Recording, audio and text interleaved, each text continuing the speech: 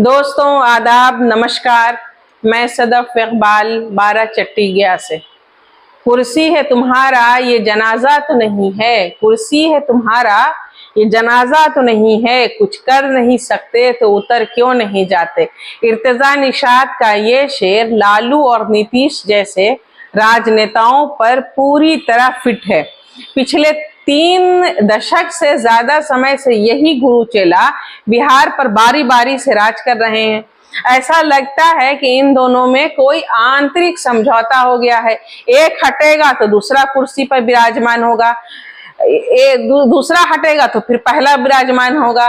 और गौर करने वाली बात यह है कि इससे बिहार और बिहारियों को मिला क्या है। अच्छा, अब जरा एक डेटा से इसे समझने की कोशिश कीजिए कि किस तरह कांग्रेस, लालू और नीतीश ने बिहार की इकोनॉमी का बंटाधार किया है। 1947 से 1979 तक बिहार वेजिटेबल ऑयल और शुगर इंडस्ट्री में नंबर 1 था। 1950 में बिहार का ग्रोथ रेट 4% था, जो नेशनल एवरेज से ज्यादा था। ये याद रखिएगा।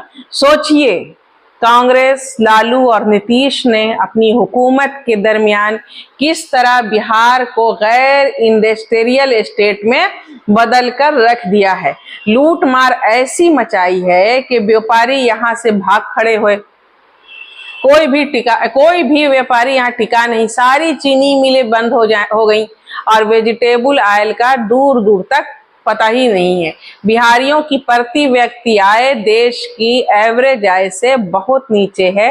मतलब हर बिहारी गुर्बत और लाचारी पे जीने पर मजबूर है। लेकिन इसी हिसाब से नेताओं का ग्रोथ रेट देखिए तो हैरत में पड़ जाइएगा। 1 लाख गुना बढ़ गया। लालू परिवार की अपार दौलत का तो आप अंदाजा ही नहीं लगा सकते।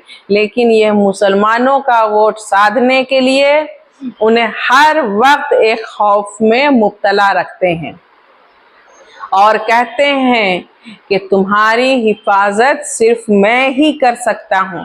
ये सुशासन बाबू नीतीश कुमार कब पीछे रहने वाले थे। वो भी मुसलमानों के वोट साधने के लिए नया नया जो है प्रोपेगेंडा फैलाते रहते हैं। अब तो हाल ही में इनके करीबी ब्यूरोक्रेट पर ईडी का छापा पड़ा है, जो इनकी भ्रष्टाचार का जीता जागता सबूत है। कुछ लोग गुड़ खाते हैं, गुलगुल्ला से परहेज करते हैं। यही हालत नाम निहाद सुशासन बाबू नीतीश कुमार की है। मुसलमानों का मसला खौफ नहीं है, उनका मसला माशी है। बिहार में दलित और मुसलमानों की जो हालत है उसे गरीबी रेखा से भी नहीं आंका जा सकता। वो गरीबी रेखा से भी नीचे है। समाज का ये तबका गैर इंसानी सतह पर जीने पर मजबूर है। अब उर्दू एकेडमी की ही मिसाल ले लीजिए।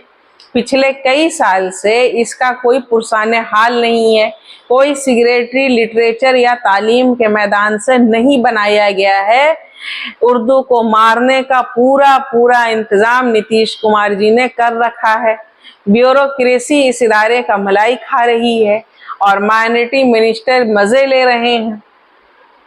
ऐसे न जाने कितने इदारे हैं जहां बदउनवानी का बोलबाला है।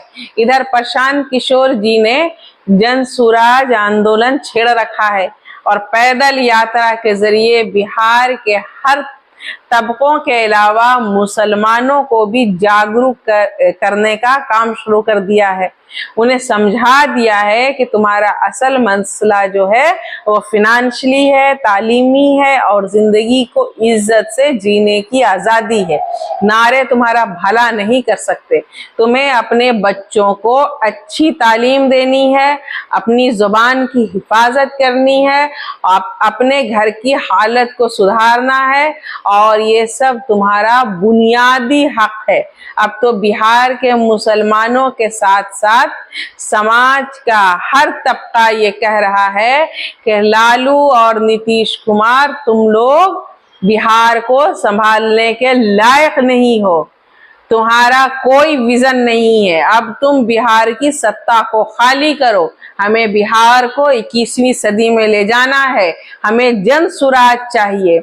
लालू नीतीश का राज नहीं चाहिए। अब एक ही आवाज पूरे बिहार में गूंज रही है, सिंहासन खाली करो, जनसुराज जाता है। सिंहासन खाली करो कि जनता आती है। जय बिहार, जय जनसुराज। शुक्रिया।